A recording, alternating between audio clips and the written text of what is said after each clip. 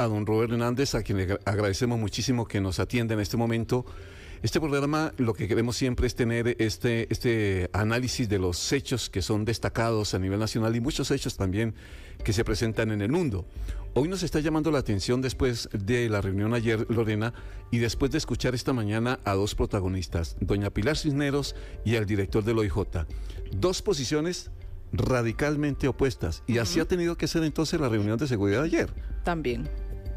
Si bueno, es el reflejo, estaba solo doña Pilar, digamos, en oposición, sí, ahí, eso sí. Pues sí. Estaba ella contra todos. Pues sí, porque lo que buscaban básicamente era como juntar las partes buscándole salida al problema de seguridad del país.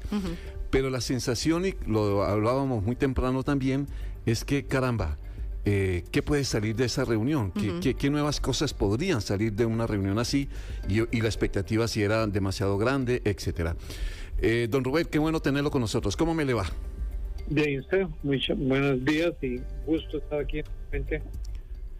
Bueno, don Rubén, yo no sé ustedes que pues obviamente conocen del tema, que han visto muy de cerca, que analizan el tema de seguridad, o teníamos mucha expectativa de que de la reunión ayer de seguridad saliera humo blanco en cosas positivas, ¿era muy alta o pues pasó lo que tenía que pasar? No, vea, es que en realidad el tema de la seguridad no pasa tanto por la aprobación de leyes. Hay algunas que sí, que hay que aprobar, pero en realidad el tema de la seguridad es un problema de ejecución, de aplicación de la ley por parte del Poder Ejecutivo y por parte de los tribunales. Hay algunos proyectos de ley, la mayoría de los cuales se pusieron de acuerdo ayer, que los van a tramitar y posiblemente vayan a salir en estos 2 meses. Pero va a haber que una vez aprobadas estas leyes y todo, la situación no va a variar sustancialmente porque no es un tema de legislación, sino básicamente de aplicación de las normas. Bueno, pero entremos a lo que acordaron. Sí. Los diputados básicamente acordaron que iban a darle trámite especial a 6 leyes. Sí. Una es la ejecución de la pena.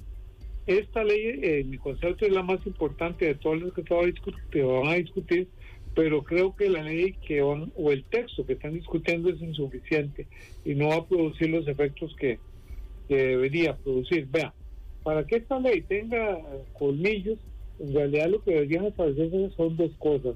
Primero, que en los delitos graves como narcotráfico, etcétera, no puede haber de que el cómputo de la pena sea o igual a la condena. Es decir, si esa condena va a 30 años, va a los 30 años a la cárcel. Hoy día los años carcelarios son de 10 meses, entonces al final se reducen sustancialmente. Ese es el primer punto. Hay que establecer que en esos delitos, si alguien fue condenado a 30 años, cumple los 30 años.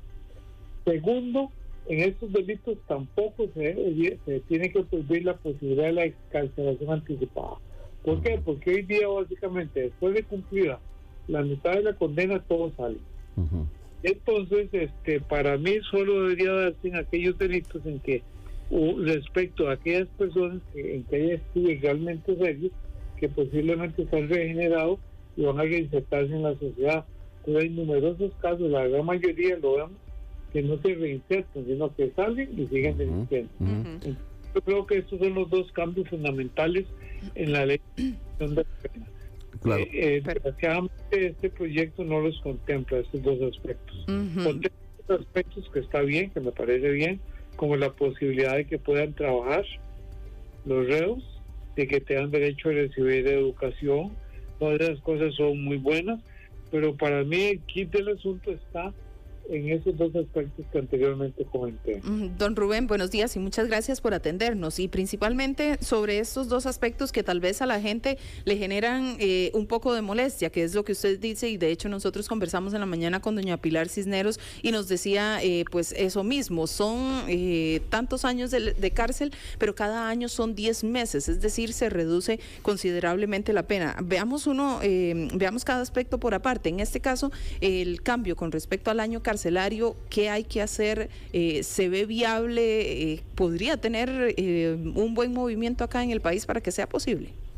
Claro, con solo reformar la ley, es decir, simplemente que la ley esta sobre la ejecución de la pena expresamente diga que el descuento de la pena se hará estrictamente conforme a los años de la condena y desaparece el año carcelario. Sí, pero me llama la atención una cosa, don Rubén, y qué bueno que lo tengamos a usted para comprender esta parte, porque hay una parte que considera que en efecto, si no pasan en la Asamblea algunas leyes para enfrentar la delincuencia, vamos a quedar en las mismas. Pero hay otro, como el director del OIJ, que dice que aquí haya que aplicar, tenemos exceso de leyes, pero que no se aplican. Y obviamente, y decíamos temprano, don Rubén, el ciudadano común y corriente debe tener un galimatías en la cabeza terrible, porque no comprende entonces dónde está la delincuencia, porque todo el mundo se señala con el dedo, pero no avanzamos. Y por lo que usted dijo ahora, así aprobemos esos proyectos, aún así no se va a notar que la delincuencia merme. No sé, ¿eso podemos explicarlo un poquito más, por favor?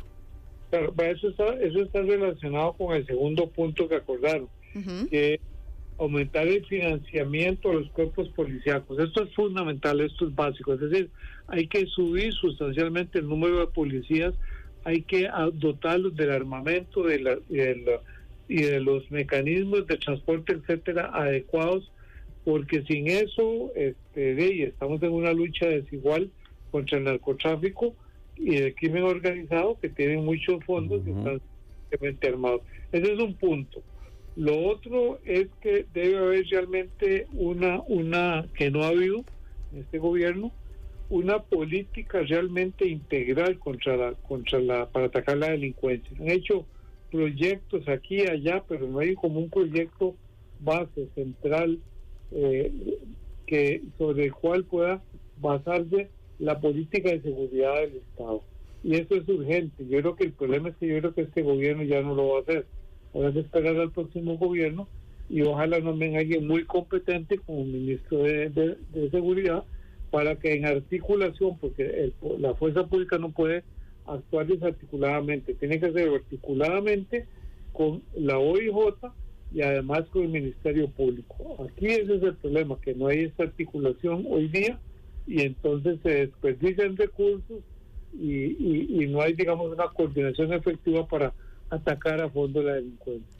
Pero entonces ahí, don Rubén, es donde se nos ha quedado empantanado el tema, porque, a ver, no sé si sea así tan real y tan radical. El OIJ no se comunica con el Ministerio de Justicia, el Ministerio de Justicia con Fuerza Pública, la Fuerza Pública por un lado, Policía por el otro, Fiscalía por el otro, como que cada uno está jalando, tirando la cuerda para su lado. Y mientras tanto el delincuente es el que aprovecha, hace de la suya, se arma mejor, tiene más operación. Un oyente que nos escribió temprano, Lorena, una frase súper inteligente que decía, si hay crimen organizado, ¿por qué no hay un gobierno organizado o un Estado organizado? Ahí es donde estamos cometiendo el pecado, don Rubén. Exactamente, eso es muy buena esa frase. Buenísimo. El problema es ese, que no hay un gobierno organizado. Anda cada uno por su lado y muchas veces más bien el Poder Ejecutivo obstaculiza las labores de la OIJ y de la Fiscalía, cuando deberían actuar conjuntamente. Sí, pero ¿quién articula eso? Bueno, eso es como todo Estado de Derecho, eso es una articulación que tiene que darse entre los jerarcas de todos los poderes. Tiene que haber, por ejemplo, directrices muy claras y directas, por ejemplo, el presidente hacia la fuerza pública y todas las fuerzas de policía bajo su mando, para que puedan actuar conjuntamente y coordinar con la OIJ y con el Ministerio Público. Pero si no se hace esa actividad de coordinación, entonces cada uno anda por su lado. Pareciera que la OIJ sí se comunica, y bien que mal funcionan relativamente bien las relaciones entre la OIJ y el Ministerio Público. Sí, evidente. Pero ahí el problema no es tanto de coordinación, es el problema de falta de medios. Es decir, los dos están con falta de medios. Entonces, por eso es muy importante la financiación adecuada para dotarlos de los medios necesarios.